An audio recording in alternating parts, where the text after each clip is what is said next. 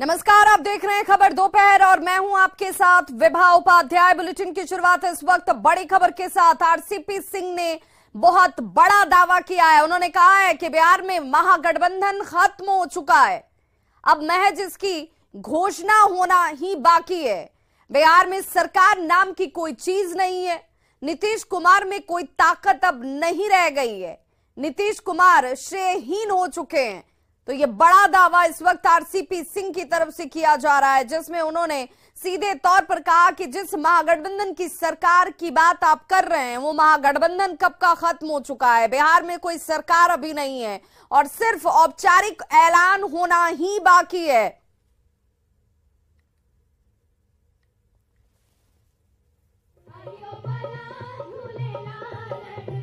गठबंधन जो आज यहाँ है ना, महागठबंधन 7 पार्टियों का बोलते हैं ना, ये समाप्त हो चुका है श्रीमान जी।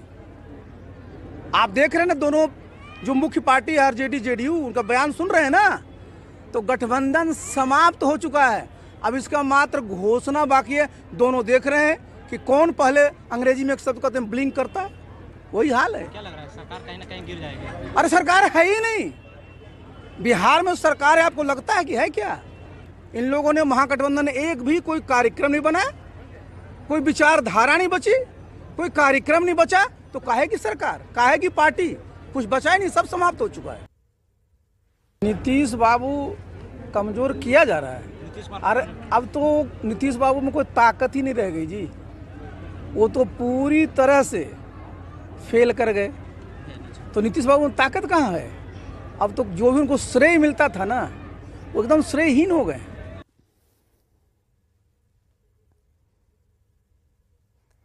तो पूर्व केंद्रीय मंत्री आरसीपी सिंह, उनकी तरफ से यह दावा किया जा रहा है कि बिहार में महागठबंधन अब रह नहीं गया है, महागठबंधन खत्म हो चुका है। मुख्यमंत्री नीतीश कुमार श्रेयहीन हो चुके हैं क्योंकि ताकत अब उनके अंदर रही नहीं और उन्हें कोई कमजोर करने की कोशिश कर रहा है। इस सवाल पर बड़े ही मुस्कुराते हुए अंदाज में आरसीपी सिंह ने यह कहा कि उनके अंदर अब ताकत नहीं है और जो श्रेय उन्हें मिला करता था वो श्रेय भी अब बंद हो चुका है क्योंकि श्रेयहीन हो चुके हैं वो। इसलिए आप इस उम्मीद में ना बैठिए, बिहार में कोई सरकार नहीं चल रही है। महागठबंधन का दावा जो किया जा रहा था आरजेडी और जेडीयू के बयानों से आप समझ चुके होंगे कि अब रह नहीं गया है। दरअसल खुद को लेकर जेडीयू में मचे घमासान पर उपेंद्र कुशवाहा ने आज एक प्रेस कॉन्फ्रेंस कर पार्टी नेतृत्व पर बड़ा हमला बोला है। उपेंद्र कुशवाहा ने कहा कि आखिर आरजेडी के साथ क्या डील हुई है, इसका जल्द खुलासा होना चाहिए। साथ ही यह भी कहा कि जब भी नीतीश कुमार की इच्छा हो वो मुझे बुलाएं, मैं हाजिर हो जाऊंगा। कुशवाहा ने एक बार फिर कहा कि जेडीयू लगातार कमजोर हो रहा है, वहीं नीतीश कुमार को कुछ लोग कमजोर करने की साजिश कर रहे हैं।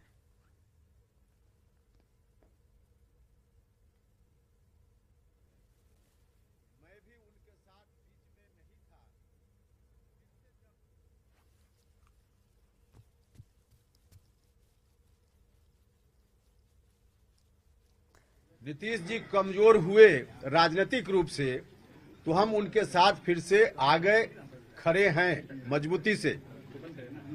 और आज भी उनके साथ कहीं से कोई प्रहार होता है तो उपेंद्र कुशवाहा मजबूती के साथ उनके साथ खड़ा रहता है, खड़ा है। लगातार जनता दल यूनाइटेड कमजोर हो रहा है, यह बात हमने लगातार कही और आज भी हम इस बात को दोहरा रहे हैं जननायक कर्पूरी ठाकुर जी की जयंती के अवसर पे कि उनके अरमानों के अनुकूल बिहार में चलने वाली ताकत आज कमजोर पड़ रही है। इसकी मजबूती की जरूरत है और इसकी मजबूती के लिए हम लोग लगे हुए हैं। राष्ट्रीय जनता दल की ओर से आधिकारिक रूप से यह बात कही जा रही है कि डील हुआ है, गठबंधन बनाते समय डील हुआ है। अब क्या डील हुआ है आज हम भी जानना चाहते कि क्या डील हुआ है, क्योंकि जिस तरह से राष्ट्रीय जनता दल के लोग कह रहे हैं सीधे तौर पे नीतीश कुमार जी को खारिज करने की बात कर रहे हैं। नीतीश कुमार जी को हटाकर अब क्या लोग चाहते हैं फिलहाल वही बताएंगे, लेकिन डील की बात लोग करते हैं तो डील का खुलासा होना चाहिए। उपेंद्र कुशवाहा पर टिप्पणी करने के बजाय क्या डील हुआ है, जो लोग डील में रहे हैं उनको बताना चाहिए कि आखिर डील क्या हुआ है। उपेंद्र कुशवाहा इस डील को जानना चाहता है। तो एक साजिश उपेंद्र कुशवाहा के खिलाफ भी अब चल रही है, और यह साजिश उपेंद्र कुशवाहा के खिलाफ नहीं है, यह साजिश सीधे नीतीश कुमार जी के खिलाफ है। उपेंद्र कुशवाहा को दरकिनार करने का मतलब कि नीतीश कुमार जी को कमजोर करना। नीतीश कुमार जी के साथ उपेंद्र कुशवाहा मजबूती से खड़ा रहता है। और अब आपको सुनाते हैं सीएम नीतीश कुमार का वो बयान जिसमें उन्होंने उपेंद्र कुशवाहा मामले में पल्ला झाड़ने की कोशिश की। उन्होंने कहा कि कुशवाहा पर उन्हें कुछ नहीं बोलना है और ना ही पार्टी का कोई दूसरा नेता ही उन पर कुछ बोलेगा।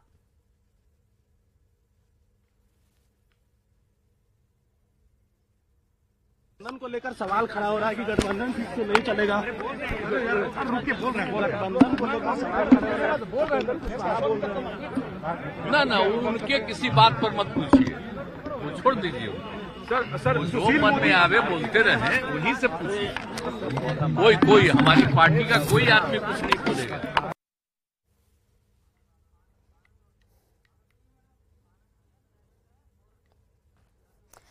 और इस वक्त हमारे साथ हमारे दो सहयोगी सीधे जुड़ रहे हैं पटना से, जहां पर सियासी हलचल इस वक्त इन बयानों के साथ सियासत में साफ तौर पर महसूस की जा सकती है। पटना से संवाददाता रवि एस नारायण हमारे साथ इस वक्त जुड़ चुके हैं और साथ ही साथ पटना से हमारे सहयोगी शैलेंद्र हमारे साथ जुड़े हुए हैं। सबसे पहले मैं शैलेंद्र आपका रुख करना चाहूंगी। इस वक्त चाहे वो आरसीपी सिंह का बयान हो या सीधे तौर पर उपेंद्र कुशवाहा का सवाल हो, ये साफ नजर आता है कि आरजेडी और जेडीयू के अंदर सब कुछ ठीक ठाक तो कम से कम नहीं है।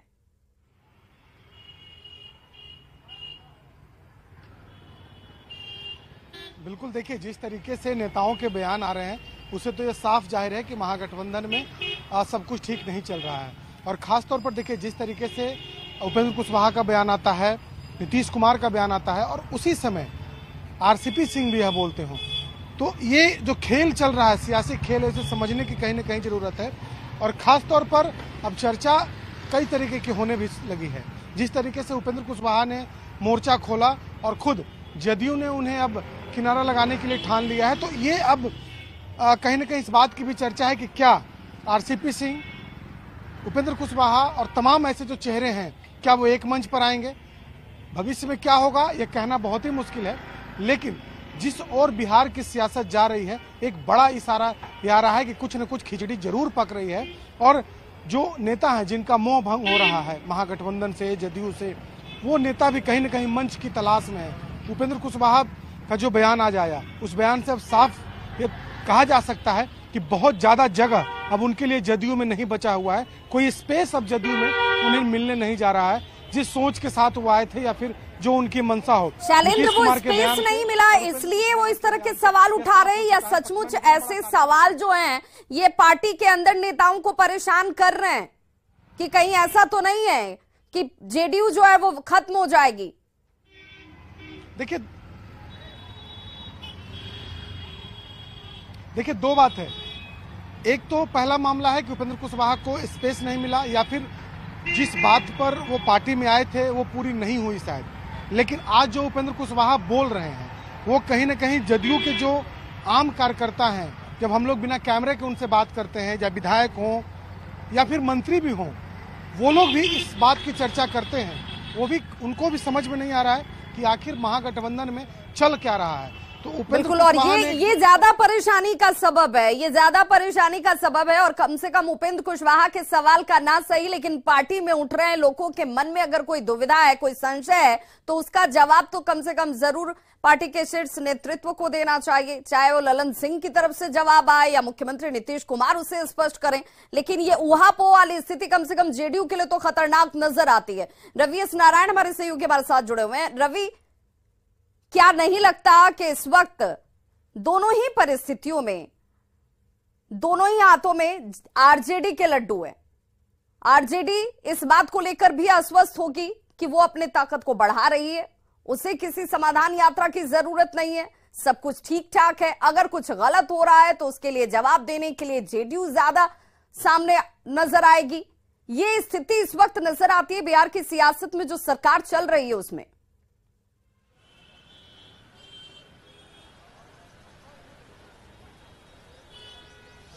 देखिए, निश्चित रूप से बिहार की जो सरकार चल रही है उसमें से जिस ढंग की बयानबाजियां जो है लगातार हो रही है वो साफ तौर पे बताता है कि सब कुछ ठीक नहीं है। क्योंकि ये सिलसिला जब से सुधाकर सिंह ने शुरू किया, सुधाकर सिंह ने लगातार नीतीश पे हमलावर होते रहे, चंद्रशेखर का बयान आया, उसके बाद जदयू जिस ढंग से रिएक्ट करती है, अब उपेंद्र कुशवाहा खुद जिस ढंग से मोर्चा खोले हुए हैं, तो ये बताता है कि निश्चित रूप से जो आपसी अनबन है वो बिल्कुल एकदम चरम पे है। और सबसे बड़ा सवाल है कि सवाल उठ रहा है कि आखिर डील क्या हुई है। हमारे साथ आरजेडी के जो प्रवक्ता हैं वो एजाज अहमद हैं, उपेंद्र कुशवाहा पूछ रहे हैं कि आखिर आपके साथ डील क्या हुई थी, उनको भी जानकारी नहीं है, आप बताते आखिर क्यों नहीं?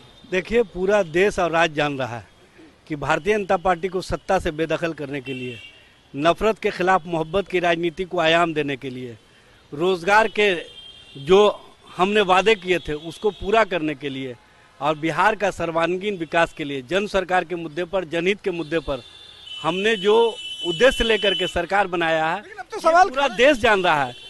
जो 2014 वाले हैं 2024 में वापस नहीं आए, वो परिकल्पना लेके हम लोगों ने। अब तो सवाल उपेंद्र कुशवाहा उठा रहे हैं, आपके सुधाकर सिंह उठा रहे हैं, आरसीपी सिंह ने भी कह दिया कि अब सरकार जो है वो बची नहीं है, सिर्फ घोषणा होना बाकी है। देखिए, कौन क्या कहता है उसका कोई मतलब नहीं है। मतलब ये है कि माननीय मुख्यमंत्री नीतीश कुमार जी और माननीय उप मुख्यमंत्री तेजस्वी प्रसाद यादव जी जिस बॉन्डिंग के साथ सरकार चला रहे हैं और जिस बेहतर ढंग से जन सरकार के मुद्दे पर जरा पूछिए रवीश नारायण की सही बात है, जिस बॉन्डिंग के साथ सरकार चल रही है वो बॉन्डिंग क्या सिर्फ जेडीयू की तरफ से निभाई जाएगी? आपके पार्टी के नेता सामने से मुख्यमंत्री नीतीश कुमार के ऊपर लगातार हमले कर रहे हो और आपकी तरफ से कोई कार्रवाई ना हो रही हो, तो कैसे, कितनी मजबूत बॉन्डिंग है दिखती है?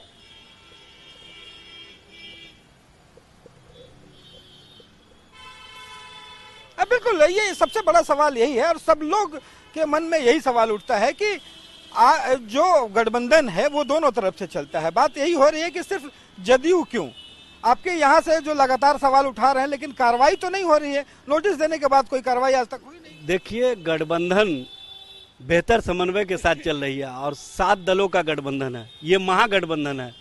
कैसा गठबंधन है कि रोज एक दूसरे के खिलाफ जो है वो बयानबाजी है? नहीं, कहाँ नेतृत्व के स्तर पर कोई बयानबाजी है। जो लोग बयानबाजी कर रहे हैं उन लोगों के संबंध में आपको पता है कि नेताओं का ध्यान है और नेता स्पष्ट रूप से अपना मंतव्य दे चुके हैं, ये बताने की आवश्यकता नहीं है। समय आने पर सारे मामले सामने आ जाएंगे, स्पष्ट रूप से सामने आ जाएंगे। देखिए, अभी भी जो है वो निश्चित रूप से ये कहा जा रहा है कि समय आने पर सब कुछ होगा। लेकिन देखिए, तेजस्वी यादव का बयान इस मामले में बड़ा है। तेजस्वी यादव ने पिछले 2 दिनों में हर जगह अगर उनसे बाइट लिया गया है तो एक ही बात कह रहे हैं कि जो बयानवीर है वो सरकार नहीं चला रहे हैं, सरकार नीतीश और लालू जी के गठबंधन में चल रहा है। तो एक ढंग से तेजस्वी ने कोशिश की है कि गठबंधन को साध करके रखे, लेकिन जिस ढंग से बयानबाजियां हो रही हैं वो परेशानी बढ़ाने वाला तो है ही। जी बिल्कुल, तो ये गठबंधन ना टूटे, क्योंकि टूटने के लिए दोनों ही दलों की तरफ से नेताओं के बयान जो है वो दबाव की राजनीति के तौर पर ही कह लीजिए, लेकिन सामने तो जरूर आ रहे हैं। लेकिन क्या मजबूरी है कि वैसे लोगों पर कार्रवाई करके दूसरे नेताओं के बयानों पर रोक लगा दी जाए? ये क्यों नहीं हो रहा है, ये भी अपने आप में एक बड़ा सवाल है। बहुत बहुत शुक्रिया हमारे साथ जुड़ने के लिए रवीश नारायण और शैलेंद्र आपका। तो बिहार की सियासत है जिसकी गर्माहट कभी कम नहीं होती है और इस वक्त ये बयान उसमें आग में घी का काम जरूर कर रहे हैं। नीतीश ने कहा कुशवाहा पर नहीं बोलेंगे। कुशवाहा ने कहा नीतीश बताएं आरजेडी जेडीयू में क्या हुई डील। आरसीपी का बड़ा दावा, टूट चुकी है लालू नीतीश की दोस्ती। पल पल बदल रही है बिहार में राजनीति। न्यूज़ 18 बिहार झारखंड पर हर पल बदल रही सियासत की पूरी खबर। और बड़ी खबर इस वक्त शेखपुरा से आ रही है, जहां पर 12.5 लाख रुपए की लूट की घटना को अपराधियों ने अंजाम दिया है। पिस्टल दिखाकर 12.5 लाख रुपए लूट लिए गए हैं। 2 बाइक पर सवार लुटेरे बताए जा रहे हैं जिन्होंने इस घटना को अंजाम दिया है। कोऑपरेटिव बैंक के कर्मी से लूट करने के बाद ये अपराधी फरार हो चुके हैं। वीआईपी रोड में लूट की घटना के बाद से पुलिस की कार्यशैली एक बार फिर से सवालों के घेरे में है। सुरक्षा को लेकर के सवाल उठने शुरू हो चुके हैं। हालांकि पुलिस ये कह रही है कि हम जांच कर रहे हैं, सीसीटीवी फुटेज खंगाला जा रहा है, लेकिन ऐसे अपराधियों के ऊपर चोट क्यों नहीं हो रहा है, वो क्यों नहीं डर रहे हैं, ये बड़ा सवाल है, क्योंकि घटनाएं हर रोज हो रही हैं। सहरसा से बड़ी खबर, जहां पर अपराधियों ने युवक को गोली मार दी है। सनोज नाम के युवक को गोली मारी गई है। सरद थाना के रिफ्यूजी चौक की एक घटना, जहां पर 3 की संख्या में पहुंचे अपराधियों ने गोली मारी और उसके बाद फरार हो गए आक्रोशित लोगों की तरफ से। हालांकि इसके बाद जोरदार हंगामा शुरू कर दिया गया। आक्रोशित लोग अपराधियों की गिरफ्तारी की मांग कर रहे हैं। एक व्यक्ति की गोली मारने की सूचना रिफ्यूजी चौक के पास से आई है। उसी के क्रम में हम लोग यहाँ पर अनुसंधान के इसमें जुड़े हुए हैं। आगे जो होगी उसके बारे में बताया जाएगा। क्या स्थिति बनी हुई है सर युवक की? उसका इलाज, वो जिसको गोली मारी गई है वो इलाजरत है। वहीं बड़ी खबर सहरसा से, जहां पर घंटे भर में गोलीबारी की दूसरी घटना को अंजाम दिया गया। एक छात्र को गोली लगी है। आपसी रंजिश में गोली मारी गई है, जो जानकारी इस वक्त सामने आ रही है। एमएलटी कॉलेज कैंपस की यह घटना, जहां पर एक छात्र को गोली लगी है। पुलिस अब इस पूरे मामले की जांच में जुट गई है।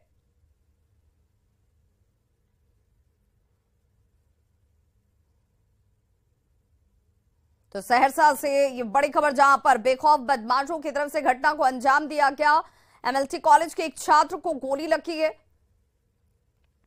और घंटे भर के अंदर ही गोलीबारी की 2 घटनाएं सामने। पटना में Ashok Rajpath K techno park में सीटेट के एग्जाम के दौरान एग्जामिनेशन सेंटर की बिल्डिंग में ही आग लग गई।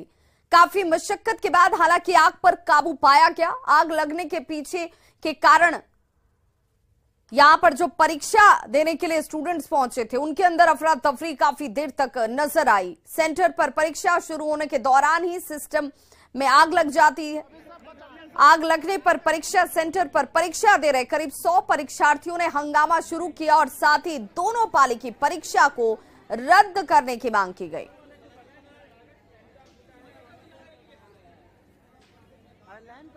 तो 2 तस्वीरें इस वक्त आपके टीवी स्क्रीन पर। पहली तस्वीर उस बिल्डिंग की जहां पर आग लगी और आग लगने के बाद अफरा तफरी का माहौल देखा गया। हालांकि कड़ी मशक्कत के बाद आग पर काबू पा लिया गया।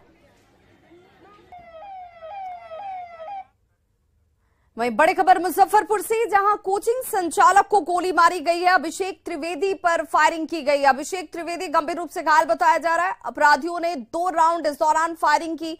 मुसहरी के नरौली चौक का यह पूरा मामला है, जहां पर सीसीटीवी फुटेज भी अब सामने आ चुका है। परिजनों का कहना है कि अभिषेक की किसी के साथ कोई दुश्मनी नहीं है और ना ही किसी से उसका कोई झगड़ा ही। वो सुबह में क्लास लेने के लिए आया और वहीं ये घटना घटती है उसके साथ। घटना के बाद मौके पर फिलहाल पुलिस पहुंचकर मामले की जांच में जुट गई है। घटना के बाद सीसीटीवी फुटेज भी सामने आया है, जिसे आप अभी इस वक्त अपने टीवी स्क्रीन पर देख रहे हैं, जिसमें गोली लगने के बाद अभिषेक लोगों से मदद मांगता हुआ दिख रहा है। फिलहाल उसे एक निजी अस्पताल में भर्ती कराया गया है। घर से यह 7 बजे निकला है, आया है, एगो क्लास लिया है नरौली में, और क्लास लेने के बाद यह हम लोगों को पता चला 7:30-8 बजे के लगभग में, जो कि कोई गोली मार दिया। बस यही जानकारी। वहाँ से जो है सो किसी से कोई लड़ाई झगड़ा नहीं। सीतामढ़ी के मेहसौल में सेंट्रल कोऑपरेटिव बैंक की जमीन पर आज बुलडोजर चलाया गया। जमीन पर पिछले 50 साल से कब्जा करके बैठे दर्जनों लोगों के घरों को तोड़ा गया है। बुलडोजर के जरिए इस जमीन को खाली कराया गया। प्रशासन की इस कार्रवाई से कब्जेदारों में जरूर आक्रोश नजर आया। लोगों का कहना है कि वो जमीन का किराया दे रहे थे, लेकिन लोगों की दलील प्रशासन मानने के लिए तैयार नहीं है। कहा जा रहा है कि मेहसौल ओपी पुलिस के लिए इस जगह पर भवन का निर्माण कराया जाना है। भवन निर्माण के लिए निविदा भी निकाली जा चुकी है और यही वजह है कि जमीन को आज जेसीबी के जरिए खाली करा लिया गया। तो इस बुलेटिन में बस इतना ही, लेकिन न्यूज़ 18 बिहार झारखंड पर खबरों का सिलसिला लगातार जारी है।